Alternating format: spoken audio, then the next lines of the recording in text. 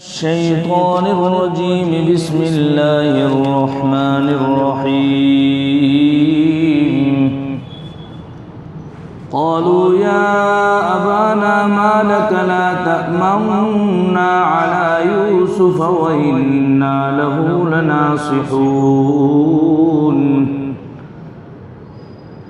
حضرت یوسف علیہ السلام کے بھائیوں نے اپنے والد سے کہا ابا یہ آپ کو کیا ہو گیا ہے کہ آپ یوسف کے معاملے میں ہم پر اطمینان نہیں رکھتے، حالانکہ اس میں کوئی شک نہ ہونا چاہیے کہ ہم اس کے پکے خیر خواہ ہیں۔ ارسلہ معنا غدا یرتع ویلعب وإنا له لحافظون۔ کل آپ اسے ہمارے ساتھ تفریح کے لیے بھیج دیجیے تاکہ وہ کچھ کھائے پیے، کچھ کھیل کود لے، اور یقین رکھیے کہ ہم اس کی پوری حفاظت کریں گے۔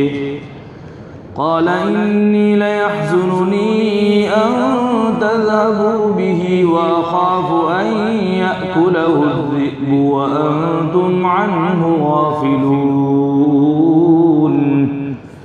یعقوب علیہ السلام نے کہا تم اسے لے جاؤ گے تو مجھے اس کی جدائی کا غم ہوگا، اور مجھے اندیشہ بھی ہے کہ کسی وقت جب تم اس کی طرف سے غافل ہو تو کوئی بھیڑیا اسے کھا جائے۔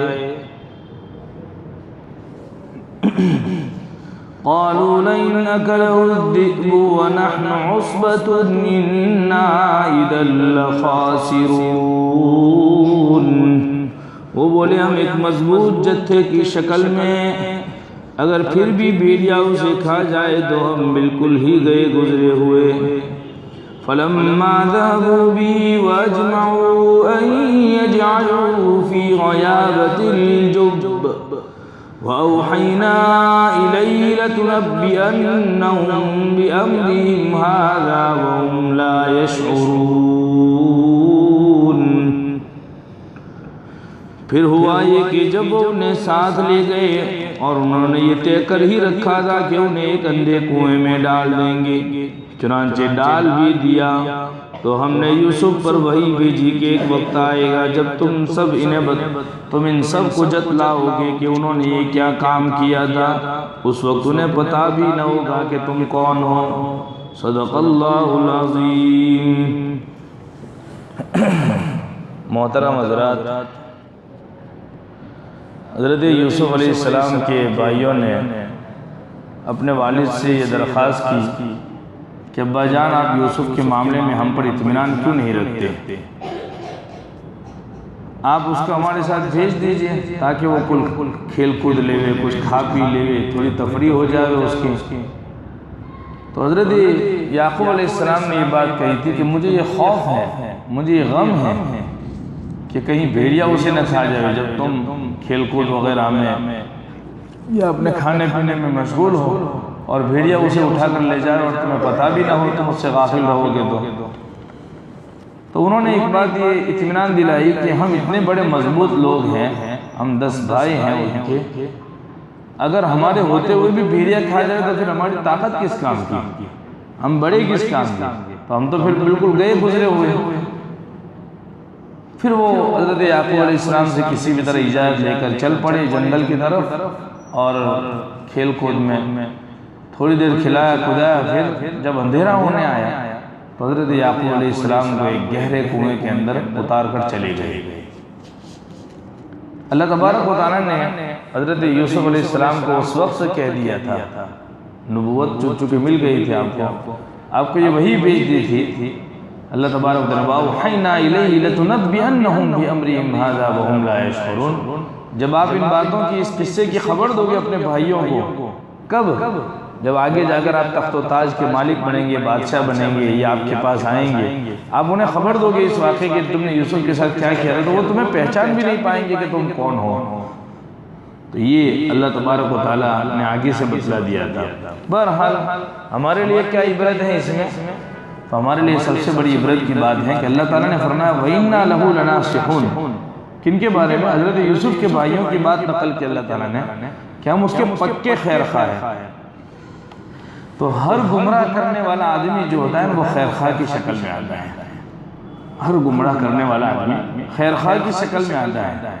شیطان بھی حضرت حوا اور حضرت آدم علیہ السلام کے پاس جب آیا تھا تو وہ خیرخواہ کی شکل میں گیا تھا، اور اس نے اماں حوا کو پہلے بہلایا کہ دیکھو یہ درخت آپ کو اس لیے کھانے سے منع کیا گیا ہے کہ اگر اس کو کھا لو گے تو دائمی طور پر جنت میں رہو گے، نہیں کھاؤ گے تو ممکن ہے کبھی نہ کبھی اتار دیا جائے گا آپ کو۔ حالانکہ ایسی بات نہیں تھی، بات یہ تھی کہ اس درخت کا پتا اگر کھا لو گے تو تمہیں جنت سے نکال دیا جائے گا۔ اس نے بات الٹی بنا کر پیش کی، چونکہ عورت ذات تھی ان کی باتوں میں آ گئی، وہ خیرخواہی کے روپ میں آیا تھا، اور عورتیں جو ہوتے ہیں وہ جلدی بہل جایا کرتی ہے، پھسل جایا کرتی ہیں۔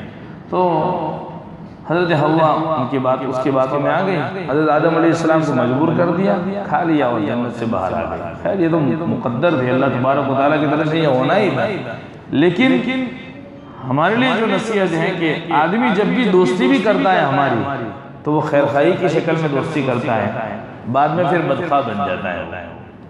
ہمارے نوجوان جتنے بیٹھے ہوئے ہیں وہ اپنے دوستوں کے اوپر نظر ڈالیں کہ کون سا دوست ہمارا خیرخواہ ہے اور کون سا دوست ہمارا بدخواہ ہے۔ جیسے آج کل کی نوجوان لڑکیاں ہماری جو ہوتی ہیں وہ عشق وغیرہ میں مبتلا ہو جاتی ہے، تو جن لڑکوں کے عشق میں مبتلا ہوتی ہے نا وہ لڑکے بدخواہ ہوتے ہیں، بعض مرتبہ ایسے بدخواہ ہوتے ہیں کہ وہ ان کو بہلایا کرتے ہیں ان باتوں میں پھسلا کر کہ ہم تو تمہارے ساتھ شادی کرنا چاہتے ہیں، اصل تمہیں اپنے گھر میں لے جانا چاہتے ہیں، پھر وہ اپنی ضرورتیں اور اپنی خواہشات پوری کر کے پھر ان کو تنہا چھوڑ دیتے ہیں، ان کی عزتوں کو لوٹ لیتے ہیں، ان کی عزتوں کو تار تار کر دیتے ہیں، ان کی عفت باقی نہیں رہنے دیتے۔ تو یہ حال ہوتا ہے عام طور سے ہمارے نوجوانوں کے ساتھ بھی یہی ہوتا ہے کہ کچھ ایسے بگڑے ہوئے لوگ ان کے ساتھ مل جاتے ہیں، پھر وہ اس کے یعنی کمائی وغیرہ کو صحیح راستے پر ڈالنے کے بجائے غلط راہ پر لے جاتے ہیں۔ اسی لیے ہمارے حضرت نے ایک بات فرمائی کہ خیرخواہ کون ہے اور بدخواہ کون ہے، اس کی پہچان کیا ہے۔ آدمی اچھے کام کے لیے بھی خیرخواہ کی شکل میں آتا ہے، برے کام کے لیے بھی خیرخواہ کی شکل میں آتا ہے۔ ہم پہچانیں گے کیسے کہ یہ آدمی صحیح خیرخواہ ہے اور یہ آدمی غلط خیرخواہ ہے، یعنی بدخواہ آدمی ہے؟ تو ہم قرآن کی روشنی میں جاتے ہیں تو کہا انبیاء علیہ السلام سب سے بڑے خیرخواہ ہیں، انبیاء کرام علیہ السلام اس دنیا میں سب سے بڑے خیرخواہ ہیں، اور انہوں نے جب بھی اپنی قوموں کو خیرخواہی بتلائی اپنی تو یوں فرمایا انی لکم ناصح امین وانا لکم ناصح امین۔ ایک جملہ فرمایا اپنی خیرخواہی کے ساتھ کہ ہم امانت دار ہیں، خیرخواہ بھی ہیں اور امانت دار ہیں۔ معلوم یہ ہوا کہ جو آدمی اپنی خیرخواہی میں بددیانت ہو، خائن ہو، وہ آدمی کبھی خیرخواہ نہیں ہو سکتا، وہ ہمیشہ بدخواہی ہوگا۔ تو یہ قرآن کریم کی بہت بڑی نصیحت ہے ہمارے لیے کہ ہمیشہ اپنی خیرخواہی کو شریعت کی روشنی میں، قرآن کی روشنی میں پرکھنا چاہیے۔ اب ہم پرکھیں گے کیسے کہ یہ امانت دار ہیں کہ یہ خائن ہیں؟ تو اس کی طرف سے جو رہبری ہو رہی ہے ہماری وہ کن کاموں کی طرف ہو رہی ہے؟ اگر وہ ہمیں نیکی کی راہ پر ڈال رہا ہے تو سمجھ لینا چاہیے کہ یہ ناصح امین ہے، یہ اچھا خیرخواہ ہے۔ اور اگر اس کی طرف سے نشاور چیزوں کی طرف اور فضول چیزوں میں لایانی میں اپنے پیسے بہانا یا اپنے اوقات کو ضائع کرنا اس کی طرف رہبری ہو رہی ہے تو سمجھ لینا چاہیے کہ یہ غلط صحبت میں ہم جا رہے ہیں، یہ ہمارا بدخواہ ہے۔ شیخ سعدی علیہ الرحمن نے بہت بڑا شعر لکھا ہے، صحبت صالح ترا صالح کند، صحبت طالح ترا طالح کند۔ نیکوں کی صحبت میں رہو گے تو نیک بن جاؤ گے، بدوں کی صحبت میں رہو گے تو برے بن جاؤ گے۔ اس لیے ہمیشہ ہم نشی پر نظر کرنا چاہیے۔ اسی لیے کسی آدمی کو پرکھنا ہو اگر کہ وہ کیسا ہے تو کہتے ہیں کہ لکھا ہے کہ اس کے ہم نشین کو دیکھنا چاہیے کہ اس کی صحبت کن لوگوں کے ساتھ ہے۔ اگر اچھے لوگوں کی صحبت میں بیٹھا ہے تو اس کی اچھائی کو دیکھنا چاہیے، اور اگر اس کی صحبت برے لوگوں کے ساتھ ہے تو سمجھنا چاہیے کہ اس کے اندر وہ اثرات ضرور آئے ہوئے ہیں۔ آدمی خوشبو کی دکان میں بیٹھتا ہے تو چاہے خوشبو نہیں لگاتا لیکن خوشبو کے اثرات ضرور باہر لے کر نکلتا ہے۔ اور اگر آدمی بیت الخلاء میں گھستا ہے یا کوڑے کرکٹ کی جگہ پر گزرتا ہے وہ اپنے آپ کو خوب بچاتا ہے وہاں سے، لیکن پھر بھی اس کی بدبو سے محفوظ نہیں رہ سکتا۔ دھوئیں کی دکان میں، لوہار کی دکان میں اگر بھٹی کے پاس جاتا ہے تو آدمی اپنے آپ کو خوب بچاتا ہے، لیکن کالک جو ہوتے ہیں نا وہ کہیں نہ کہیں سے لگ ہی جاتی ہے۔ تو اچھائیوں کی طرف نظر کرنا چاہیے. اپنے ہم نشیں کو اگر اختیار کرنا ہے، اپنے دوست کو اختیار کرنا ہے، تو پہلے اس کی زندگی کے اوپر نظر کرنا چاہیے کہ اس کی زندگی کیسی ہے. اگر وہ اچھا ہے تو اچھا ہے، ہمارے حق میں بھی اچھا ہوگا. اور اگر اس کی زندگی میں کہیں بھی نوکوں پلک ہے، اس لیے معاملات کے بارے میں آتا ہے، علماء نے لکھا ہے کتابوں کے اندر کہ معاملات کے بارے میں اگر آپ کو کسی کے ساتھ معاملہ کرنا ہو تو کیسے پرکھیں گے کہ یہ آدمی اپنے معاملے میں پکا ہے، یعنی یہ معاملے میں بڑھتے گا صحیح طور پر، کیسے بڑھیں گے؟ تو لکھا ہے کہ پہلے جب اس کے ساتھ آپ معاملہ کرنے جاؤ، اس سے پہلے الگ تنہائی میں بیٹھ کر اس کے بارے میں خوب بدظنی کر لو. تنہائی میں بیٹھ کر اپنے گمان کو چلاؤ، اپنے دماغ کو چلاؤ اس کے بارے میں، کہیں ایسا تو نہیں ہوگا، کہیں ایسا تو نہیں ہوگا، یہ ایسا تو نہیں کر سکتا ہے ہمارے ساتھ، کہیں ایسا نہ ہو کہ پیسے ڈبو دے ہمارے، دھوکے میں ڈال دے، ہمارے ساتھ خیانت کر. ان سب بدظنی کے باوجود، دماغ کے اندر اپنے دماغ چلانے کے باوجود ہمارا دل یہ کہتا ہے کہ نہیں، یہ ایسا نہیں ہو سکتا، یہ اچھا آدمی ہے، تو پھر سمجھنا چاہیے کہ یہ اچھا ہے. پھر اپنے دل کی مان لینی چاہیے، اس لیے کہ آخری فیصلہ دل پر چھوڑنا چاہیے. استفتی قلبک فإن القلب خیر المفتی. اپنے دل سے پوچھئے، دل بہترین آپ کو مشورہ دینے والا ہے. تو یہ عام طور سے ایسا ہوتا ہے کہ ہم دھوکہ کھا جاتے ہیں ان مسائل کے اندر، اپنے یعنی صاحب کو چننے میں، اپنے دوست کو چننے میں، یا اپنا وفادار ہمنشیں چننے میں ہم دھوکہ کھا جاتے ہیں. تو ہمارے لیے شریعت نے رہبری کی کہ خیر خواہ اگر کوئی چننا ہے آپ کو تو خیر خواہی کے ساتھ اس کے اندر امانت داری بھی ہونی چاہیے، ورنہ اگر خیر خواہی کے ساتھ بددیانت تو وہ خیر خواہ نہیں ہے، وہ بدخواہ ہے آپ کا. آگے فرمایا ارسلوا معنا غدا يرتع ويلعب، کھیل کود کر لے تھوڑا. تو دیکھیے کھیل کود کی شرعی حیثیت کیا ہے. کھیلنے کے بارے میں شریعت نے حدود متعین کی ہے کہ یہ حدود ہیں تو وہ کھیل جائز، اور ان حدود سے اگر پار کر جاتا ہے تو وہ کھیل ناجائز ہوگا. بعض لوگ یہ سمجھتے ہیں کہ دین اسلام میں کھیل کود کرنا ہے ہی نہیں، تو یہ غلط ہے، یہ ان کا خام خیالی ہے، یہ ان کی اپنے یعنی کچا دماغ ہے ان کا. اور اگر بعض یوں سمجھتے ہیں کہ شریعت نے سب کچھ جائز، یعنی جائز کو بھی جائز اور ناجائز کو بھی جائز، تو یہ بھی غلط ہے. ایسا نہیں ہے، شریعت نے اعتدال والا راستہ دیا ہے، حدود متعین کر دی کہ 5 شرائط ہیں، 5 اصول بنا دیے. ان اصول کے مطابق ہمارا اگر کھیل ہے تو وہ کھیل جائز، اور ان اصول سے ہٹ کر ہمارا کھیل ہے تو وہ کھیل ناجائز ہوگا. کیا اصول ہے؟ تو پہلا اصول یہ ہے کہ ہم جو کھیل کھیل رہے ہیں اس میں ہمارا سطر کھلا ہوا نہیں ہونا چاہیے، ہمارا سطر ڈھکا ہوا ہونا چاہیے. یہ پہلا اصول. عام طور سے ہم لوگ جو کھیل کو جیسے ہاکی کھیلتے ہیں، ہاکی یا فٹ بال کھیلتے ہیں، تو اس کے اندر کھیل تو اچھا کھیل رہے ہیں، وہ فٹ بال وغیرہ یہ ورزش صحت کے لیے بہت اچھا کھیل ہے، لیکن ان کے اندر سطر کچھا پہن کر کھیل کھیلتے ہیں تو سطر کھلا ہوا رہتا ہے، وہ کھیل اس شکل میں ناجائز ہو جاتا ہے. تو سب سے پہلا سوئمنگ کر رہے ہیں، بہت اچھا کھیل ہے، نبی اکرم صلی اللہ علیہ وسلم سے ثابت ہے، ورزش کے اعتبار سے تیراکی وغیرہ آپ نے کیے ہیں، آپ نے صحابہ کو ترغیب دی ہے، تو یہ جو کھیل ہیں وہ بھی صحیح ہے. لیکن اس میں پھر جو لباس پہنتے ہیں وہ غلط ہے. جو لباس پہنتے ہیں بہت معمولی سا لباس ہے، چست لباس پہنتے ہیں جس میں اعضاء، بدن کے اعضاء جو ہے نا وہ کھل کر سامنے آ جاتے ہیں، تو وہ غلط چیز ہے. تو سب سے پہلا یہ ہوا کہ سطر ننگا نہیں ہونا چاہیے. اگر سطر ننگا ہے تو یہ کھیل حرام ہے. دوسری چیز مخلوط کھیل نہیں ہونا چاہیے، مخلوط مجموعہ. جیسے ہم دوسرے اپنے فنکشنوں میں بھی کہتے ہیں نا، خوشی غمی کے موقع پر کہ عورتوں اور مردوں کا مجمع ایک ساتھ نہیں ہونا چاہیے، یہ تو حرام ہے. شریعت کی صاف بات ہے تو کہ ہر ایک کو کہا ہے کہ بھئی ایسی چیزوں سے بچنا چاہیے.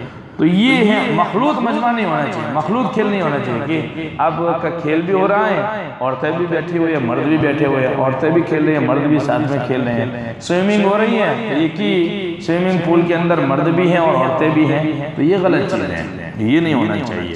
موسیقی کا استعمال نہیں ہونا چاہیے. اگر موسیقی کا استعمال ہو رہا ہے تو بھی کھیل حرام. جیسے آج کل ہوتا ہے کہ کھیل ہوتا ہے اور اس کے ساتھ اگر کوئی اچھا کام کر لیا، گول کر لیا یا وغیرہ، تو اس پر بینڈ بجتا ہے یا موسیقی بجتی ہے، تو یہ غلط ہے، حرام ہے یہ چیز. ناچنا کودنا نہیں ہونا چاہیے. آج ہر کھیل کے اندر ناچ کود شروع ہو گیا، تو یہ بھی حرام ہے. اور کھیل میں فقط کفار کی نقالی بھی نہیں ہونی چاہیے. من تشبہ بقوم فہو منہم، جو جن کی مشابہت اختیار کرے وہ ان میں سے ہوگا. اور یہ 5 اصول ایسے ہیں. کتنے ہو گئے؟ سطر کھلا ہوا نہیں ہونا چاہیے، مخلوط مجمع نہیں ہونا چاہیے، موسیقی نہیں ہونی چاہیے، ناچ کود نہیں ہونا چاہیے، اور چوتھا 5واں کفار کی نقالی نہیں ہونی چاہیے. یہ 5 اصول ہیں. اپنے کھیل کود کو ان 5 اصول پر پرکھ لو. اگر ان میں آتے ہیں ہم تو وہ کھیل حرام، اگر وہ کھیل ان اصول سے ہٹ کر ہے تو وہ کھیل جائز. کھیل کود کے اصول ہیں کچھ. کیسے اصول ہیں؟ کہ جس کھیل کے اندر نہ دین کا فائدہ نہ دنیا کا فائدہ تو اس کو شریعت نے لہو قرار دیا. لہو بیکار چیز ہے یہ. جس کھیل کے اندر نہ دین کا فائدہ ہو نہ دنیا کا فائدہ ہو تو ایسا کھیل حرام ہے. اس کو قرآن نے لہو قرار دیا. بیکار چیز ہے، ہم اپنے اوقات کو ضائع کرنا ہے. اگر دین اور دنیا کا فائدہ ہے مگر اس کی وجہ سے دین سے غفلت ہو رہی ہے تب بھی کھیل حرام. دین اور دنیا کا فائدہ ہے، دین کا فائدہ ہے، یا دین کا فائدہ کم از کم دنیا کا فائدہ ہے، لیکن اس کی وجہ سے اگر غفلت ہو رہی ہے دینی امور کے اندر تو وہ کھیل حرام ہوگا. مثال کے طور پر کرکٹ کھیلنے گئے ہم لوگ. ہمارے بچوں سے میں عام طور سے کہتا ہوں، ہمارے نوجوانوں سے میں اکثر مغرب کی نماز پڑھ کے نکلتا ہوں یہاں سے، حالانکہ اوابین وغیرہ سب فارغ ہو کے ہم لوگ نکلتے ہیں. اس وقت ہمارے نوجوان چند آتے ہیں اور ماشاءاللہ نماز پڑھ لیتے ہیں. بہت اچھی بات ہے، نماز پڑھ لیتے ہیں وقت پر، لیکن یہ پھر بھی جماعت سے نہیں پڑھتے، تنہا پڑھتے ہیں. اتنا اچھا ہے قضا نہیں کرتے، لیکن بہتر یہ ہے کہ جس گراؤنڈ کے اوپر آپ کھیل رہے ہیں جو مسجد اس کے قریب ہے، وہاں کی اللہ اکبر کی صدا آپ کے دماغ پر آ گئی، آپ کے ذہن میں، آپ کے کانوں میں گونج گئی، اور اسی وقت اپنے کھیل کو مؤخر کر دینا چاہیے اور نماز کی ادائیگی کر لینی چاہیے. نماز ادا کر لینی چاہیے. اللہ کے ذکر سے، اللہ کی یاد سے غافل نہیں ہونا چاہیے. سعید بن المسیب رحمۃ اللہ علیہ 50 سال سے حضرت کا معمول تھا، حضرت کا 50 سال سے معمول تھا کہ کبھی ایسا نہیں ہوا کہ 5 وقت نماز میں اذان ہوئی ہو اور وہ پہلے سے مسجد میں نہ ہو. 50 سال سے، اپنی زندگی کے 50 سال کے اندر ان کے ساتھ کبھی ایسا نہیں ہوا کہ اذان ہو گئی اور وہ باہر ہو. وہ ہمیشہ مسجد میں ہوتے تھے اور بعد میں اذان ہوتی تھی. کسی نے پوچھا کہ حضرت آپ اتنا اہتمام کیوں کرتے ہیں نماز کا؟ آپ نماز میں آنے کا اتنا اہتمام کہ وقت سے پہلے، اذان کا وقت اس سے پہلے آپ مسجد میں آ جاتے ہیں. فرمانے لگے کہ اذان جو ہے وہ تنبیہ الغافلین ہے.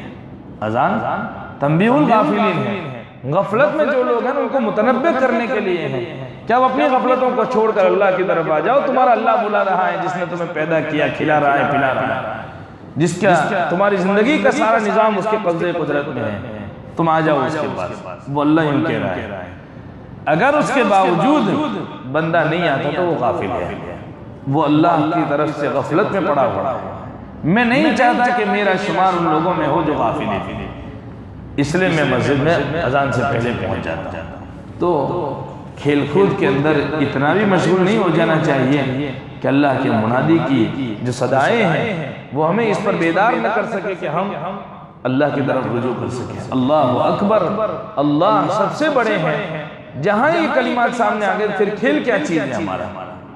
ہمارا کھیل کیا معنی رکھتا ہے؟ اس لیے اس کھیل کو بھی ناجائز قرار دیا ہے جو اعمال سے غفلت میں ڈال دیتا ہے. نمازوں سے، اللہ کے ذکر سے، قرآن کی طرح ہم کھیل میں ہی پڑے رہیں کہ ان ساری چیزوں میں، تو یہ غلط چیز ہے. تو بعض مرتبہ ایسا ہوتا ہے کہ نہ کھیلنے والوں کی طرف سے کوئی توجہ، جیسے آج کل کھیل ہو رہا ہے میدان کے اندر، بہت سارے لوگ خالی بیٹھتے ہیں دیکھنے کے لیے، تو یہ بھی غلط چیز ہے. خالی بیٹھے بیٹھے اپنے اوقات کو ضائع کرنا. اچھا ہے کہ وہ اگر دینی اصول کے ساتھ کر رہے ہیں، جیسے تفریح کے لیے بعض مرتبہ کھیلتے ہیں. ہمارے نوجوان جو کھیلتے ہیں وہ تفریح کے لیے کھیلتے ہیں، عصر کے بعد ورزش کے لیے. بہت اچھی بات. ہمارے مدارس کے اندر پورا دن بچے پڑھتے ہیں اور شام کو عصر سے مغرب تک کا جو وقت ہے ان کو کھیل کود کے لیے دیا جاتا ہے. کبڈی کھیلنا، کشتی کھیلنا، فٹ بال ہے، والی بال ہے، باسکٹ بال ہے، یہ سب کھیل سکتے ہیں. لیکن ان کھیلوں کی وجہ سے ان کی نمازیں غافل نہیں ہوتی. مغرب کی اذان کو 15 منٹ دیر ہوتی ہے، متنبہ کر دیا جائے کہ بھائی اذان میں 15 منٹ ہے، آ جاؤ مسجد میں. وہ اپنے سارے کھیل چھوڑ کے آ جائے. اس کا نام ہے کھیل.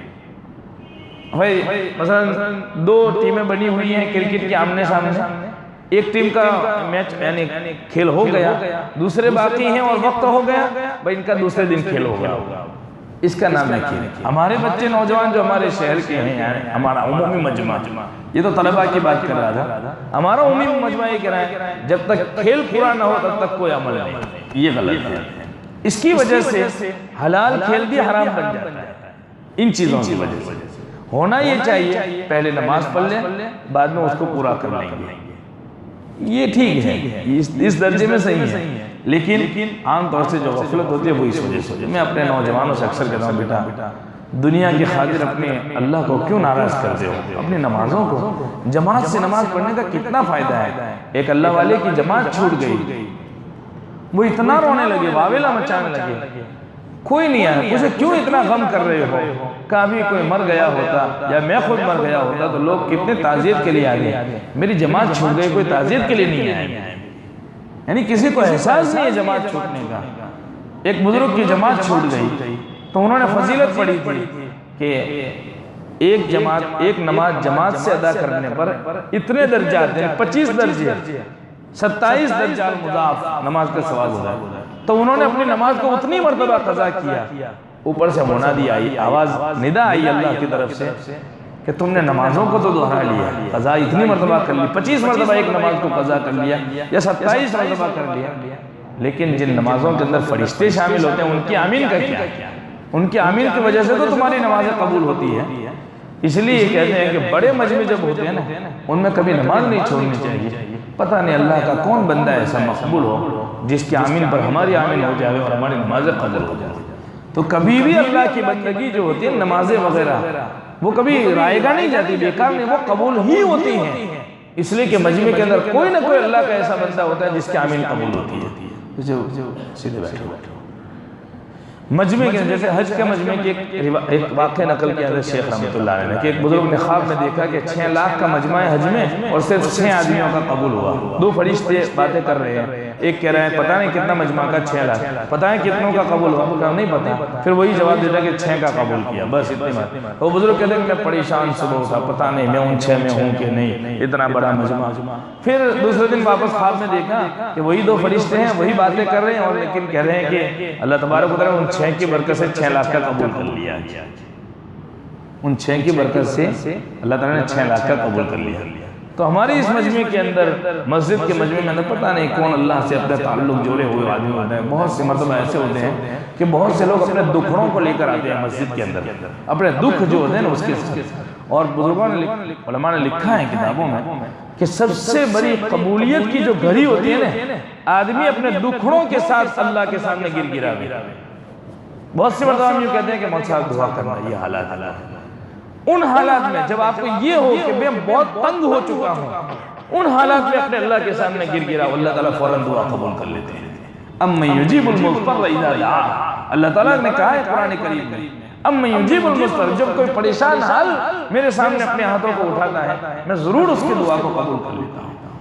تو اللہ تبارک و تعالیٰ کی بندگی کے اندر شریعت کی حدود کو باقی رکھنا چاہیے۔ تو ایسا کھیل جو اگر دین اور دنیا کا فائدہ ہو مگر شریعت کے احکام کی خلاف ورزی ہو رہی ہے تو یہ کھیل ناجائز ہے، ورنہ شریعت کے اصول پر پورا اترتے ہیں تو پھر جس میں نماز قضا نہ ہو، مخلوط مجمع نہ ہو، موسیقی نہ ہو، ناچ گان نہ ہو، تو یہ سب چیزیں نہ ہو، فقط فٹ بال کا میچ کھیل رہے ہیں تو جائز ہیں۔ اسی طرح ہاکی کھیلنا جائز، والی بال کھیلنا جائز، ٹینس کھیلنا جائز، بیڈمنٹن کھیلنا جائز، کشتی، باسکٹ بال، تیراکی، کبڈی، دوڑ کا مقابلہ، سوئمنگ، تیر اندازی، گھوڑ سواری، یہ سب کھیل ہیں، نیزہ بازی ہیں۔ نبی اکرم صلی اللہ علیہ وسلم بھی دوڑ کا مسابقہ کروا دیتے ہیں، گھوڑ سواری کا مسابقہ کروا دیتے ہیں، تیر اندازی کا مسابقہ کروا دیتے ہیں، مسابقہ یعنی مقابلہ کروا دیتے ہیں آپ صلی اللہ علیہ وسلم بھی۔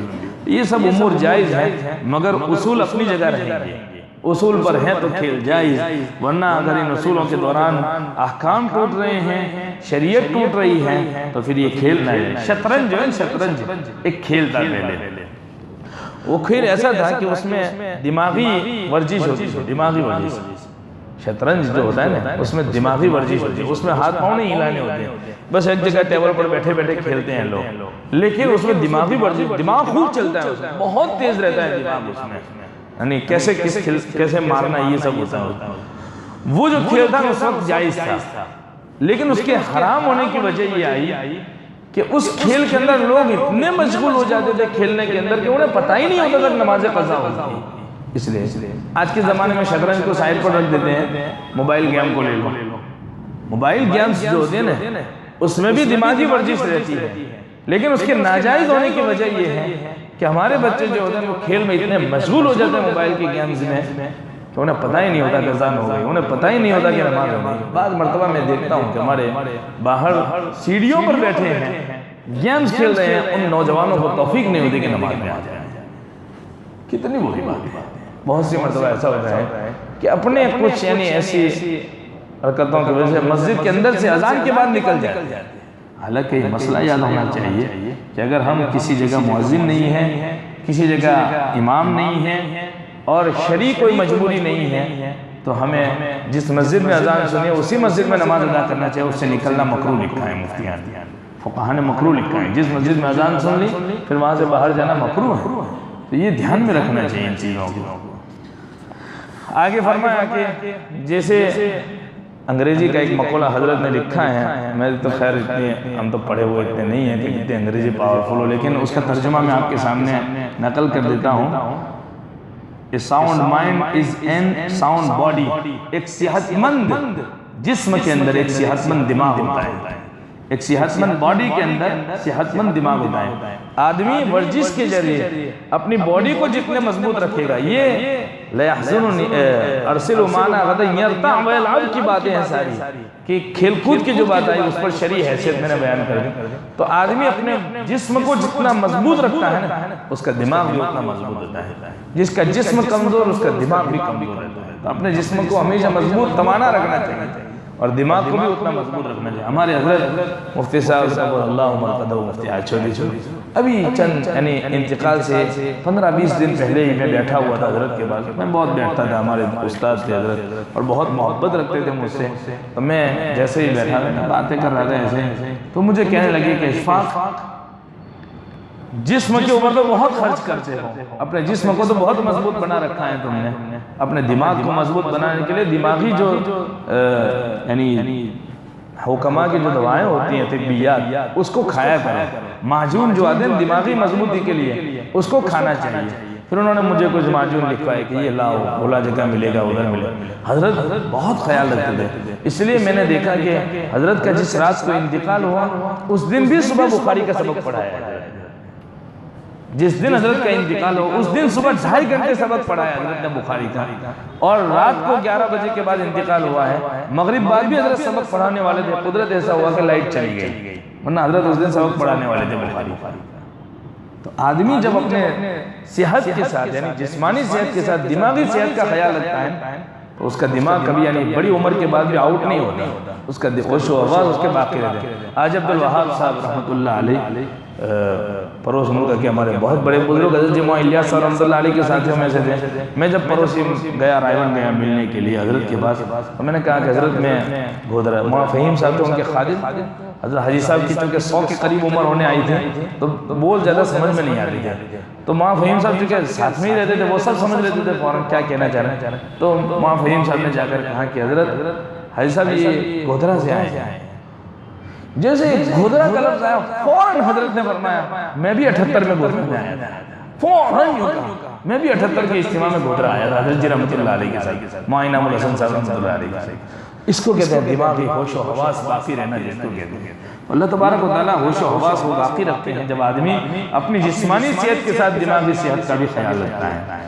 انی لیحزننی ان تذهبوا بی، بہت لمبی بات ہو گئی اسی کھیل کود پر، خیر لیکن نفع بخش ہوگی، امید کرتا ہوں ہمارے جوانوں سے آئندہ اس کا خیال ضرور کریں گے بھائی انشاءاللہ۔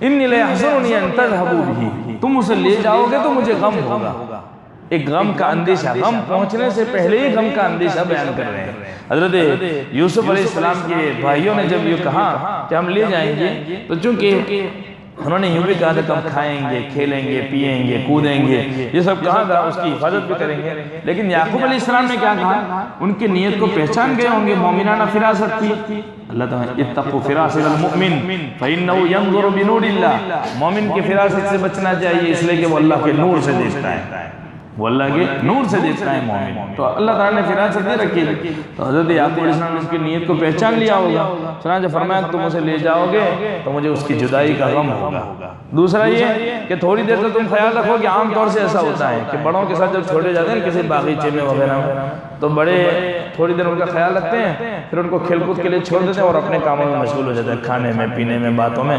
اور وہ بچے کیا کریں، پھر بہت دیر کے بعد ارے بچے پھر تلاش کرنا شروع کر دیا. تو حضرت یعقوب علیہ السلام نے یہ کہا کہ تم کھانے پینے میں مشغول ہو گئے یا ادھر ادھر میں، اور میرا بچہ کہیں ضائع نہ ہو جائے. تو مجھے یہ جس نتیجے میں حضرت نے فرمایا کہ تم جنگل میں جاؤ گے، وہ جس جگہ تم جانے کی بات کرو وہاں بھیڑیے ہوتے ہیں، ممکن ہے کوئی بھیڑیا اس کو اٹھا کر لے جائے، چھوٹا بچہ ہے وہ مقابلہ کر رہا ہے. تو یہ ایک اصول ہے کہ محبوب کا جو غم ہوتا ہے، جس سے محبت ہوتی ہے، اس کا غم بھی جو ہوتا ہے نا وہ بھی اپنا غم ہوتا ہے. محبوب کو کوئی تکلیف پہنچے تو اس سے زیادہ تکلیف محب کو پہنچتی ہے. میاں بیوی میں خوب محبت ہوتی ہے نا، میاں بیمار ہوتا ہے تو بیوی تڑپ جاتی ہے، اور بیوی بیمار ہوتی ہے تو میاں تڑپ جاتا ہے. اولاد کے اوپر اتنا اثر نہیں ہوتا جتنا میاں بیوی میں ہوتا ہے، کیونکہ ان کو رفیق حیات اور رفیق حیات اسی لیے کہا ہے کہ غم و خوشی کے ساتھ ہیں دونوں. تو حضرت یعقوب علیہ السلام کا حال ایسا تھا، اپنے بچے کے ساتھ اتنی محبت تھی کہ محبوب کو غم پہنچنے سے پہلے انہیں غم لاحق ہو گیا. جیسے ماں ہوتی ہے، ماں چھوٹا بچہ ہوتا ہے تو اگر وہ کھانا پینا بند کرتا ہے، کچھ کھاتا نہیں ہے، میرا بچہ نہیں کھاتا ہے، کہیں بیمار نہ ہو جائے. حالانکہ بیماری نہیں آئی ہے ابھی، لیکن اس کو بیماری کے آنے کا غم پہلے ہی لاحق ہو جاتا ہے کہ کہیں میرا بچہ بیمار نہ ہو جائے. تو یوسف علیہ السلام کو بھیڑیا لے نہیں گیا ہے اور ابھی کچھ ہوا نہیں ہے. یعقوب علیہ السلام کو آگے سے یہ خطرہ لاحق ہو رہا ہے کہ کہیں میرے بچے کو بھیڑیا نہ کھا جائے. تو یہ پہلے ہی سے ایسا، اس کو حزن کہتے ہیں. حضرت صدیق اکبر رضی اللہ تعالیٰ عنہ ایک غلط استدلال کی وجہ ایک نقطے کی بات ہے کہ حضرت سیدنا ابوبکر صدیق رضی اللہ عنہ کی مائیت میں، نبی اکرم صلی اللہ علیہ وسلم کی مائیت میں صدیق اکبر رضی اللہ تعالیٰ عنہ غار ثور میں تھے، تو ان کے دل میں غم تھا کہ کہیں کفار آ نہ جائے اور نبی اکرم صلی اللہ علیہ وسلم کو تکلیف نہ پہنچا دے. صدیق اکبر رضی اللہ تعالیٰ عنہ اپنے آپ کو نچھاور کر چکے تھے، اور صدیق کو صدیق کا لقب اس لیے ملا تھا کہ اللہ کے نبی علیہ السلام نے سیدھے ان کو دعوت بھی نہیں دی.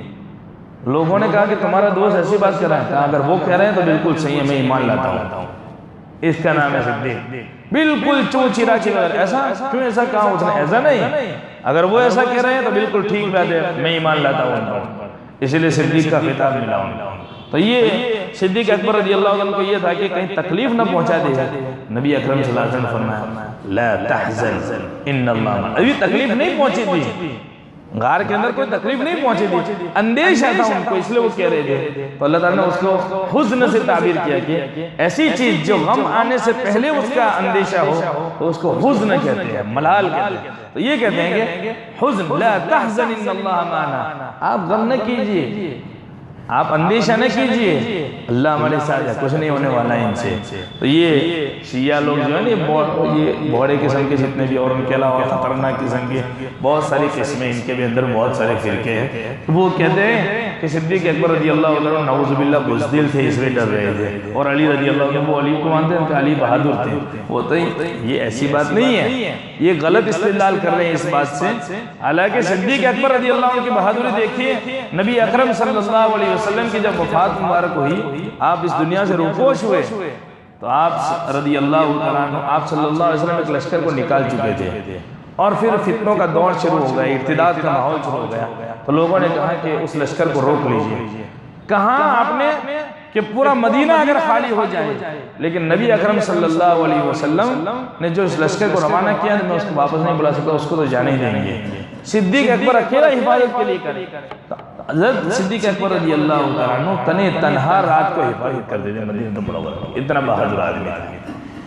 صدیق اکبر رضی اللہ عنہ، نبی اکرم صلی اللہ علیہ وسلم کے دنیا سے روپوش ہونے پر، آپ کی وفات مبارک پر سارے صحابہ اپنے ہوش و حواس کو کھو بیٹھے تھے، ہم میں اتنے مبتلا تھے، حضرت عمر جیسا آدمی بھی اپنے ہوش کھو بیٹھا تھا، صدیق اکبر باہوش کھڑے تھے، اور انہوں نے جب یہ آیات پڑھی اس وقت وما محمد الا رسول، عمر فاروق رضی اللہ عنہ کہتے ہیں مجھے ایسا لگ رہا تھا کہ آج یہ آیتیں اتر رہی ہیں۔ اور اس وقت جب بیعت کا معاملہ ہوا اور انصار کے بارے میں لوگوں میں چیمی گویا ہونے لگی، تو انصار کے جتنے سارے فضائل تھے، جتنے فضائل نبی اکرم، حضرت عمر کہتے ہیں کہ ایسا لگ رہا تھا کہ انصار کی ساری فضیلتیں تو انہی کے پاس ہیں، اتنا بیان کر دیا۔ تو صدیق اکبر رضی اللہ عنہ بڑے بہادر آدمی تھے، ان کو کیا بتائیں میں ان کی بہادری کیا چیز ہے۔ اللہ تبارک و تعالیٰ نے ایسے ہی تھوڑی خلیفۃ الرسول چن لیا تھا، نبی اکرم صلی اللہ علیہ وسلم کا خلیفہ ایسے ہی تھوڑی چن لیا تھا حضرت صدیق اکبر رضی اللہ عنہ کو، تم یہ کیا جانے صدیق اکبر کی بہادری کو، یہ کیا جانے، یہ شک کرتے ہیں کہ وہ گالیاں دیتے ہیں، نعوذ باللہ، حضرت صدیق اکبر، عمر کو، حضرت عائشہ کو گالیاں دیتے ہیں، ان کم بختوں کو کیا پتا جس جگہ نبی اکرم صلی اللہ علیہ وسلم سوئے وہ جنت کی کیاری ہے، وہ جنت کی کیاری ہے۔ حضرت صدیق اکبر بھی تو وہی سوئے ہوئے ہیں، فاروق اعظم بھی تو وہی سوئے ہوئے ہیں، وہ تو دنیا میں ہی جنت میں چلے گئے ہیں، تمہیں اپنی خیر منانی چاہیے جو صدیق اکبر رضی اللہ عنہ کے بارے میں غلط بیان نہیں کر رہے۔ تو بہرحال یہ ایک غم تھا حضرت صدیق اکبر رضی اللہ عنہ کا کہ میرے نبی کو، میرے آقا کو کوئی تکلیف نہ پہنچنے پاوے۔ تو اللہ تبارک و تعالیٰ نے پھر حضرت فاطمہ الزہرا رضی اللہ عنہ کا بھی یہی حال تھا کہ حضرت نبی کریم صلی اللہ علیہ وسلم کی وفات مبارک ہوئی تو فاطمہ رضی اللہ عنہ غم لاحق ہوا۔ لکھا ہے روایات میں، عربی کی عبارت میں کل نقل کروں گا انشاءاللہ اس کو، عربی کی روایت ہے، عربی کی عبارت ہے، اس میں لکھا ہے کہ اتنا غم کے اندر پگھل رہی تھی، اپنی باڈی کو پگھلا رہی تھی، وہ غم اتنا لاحق ہو گیا تھا کہ 6 مہینے کے بعد اپنے باپ سے جان ملی، 6 ہی مہینے کے اندر نبی اکرم صلی اللہ علیہ وسلم کی وفات ہوئی، رونے لگے، قریب آپ جا رہے تھے، اور جیسے ہی حضرت فاطمہ نے سنا کہ اللہم الرفیق الاعلیٰ جیسے آپ نے فرمایا تو غم لاحق ہو گیا کہ میرے ابو جانے والے، تو رو رہی تھی۔ حضرت نبی کریم صلی اللہ علیہ وسلم نے کہا کیوں رو رہی ہیں، میرے جانے کے غم میں رو رہی ہیں، گھبرا مت، سب سے پہلے تو یہ مجھ سے ملنے والی ہے۔ تو پھر وہ خوش ہو گئی، مسکرانے لگی، اور 6 مہینے کی مدت کے اندر اپنے باپ سے بات کی۔ تو یہ غم ہوتا ہے، اپنوں کا غم لاحق ہو جائے۔ یعقوب علیہ السلام کے ساتھ بھی یہی تھا کہ میرا بچہ چھوٹا ہے اور خوبصورت ہے، مجھے محبت ہے اس سے، اور بہت پیارا بچہ ہے۔ تو پیارا بچہ اور محبت والا بچہ جو ہوتا ہے وہ ماں باپ سے تھوڑا دور ہوتا ہے تو وہ فکر لاحق ہو جاتی ہے۔ چھوٹا جب ہوتا ہے پھر جیسے جیسے بڑا ہوتا ہے تو پھر اتنا وہ نہیں رہتا، لیکن چھوٹا ہوتا ہے تو اس کی طرف دماغ زیادہ دوڑتا ہے۔ حضرت یعقوب علیہ السلام کے ساتھ بھی یہی معاملہ تھا۔ وآخر دعوانا الحمدللہ۔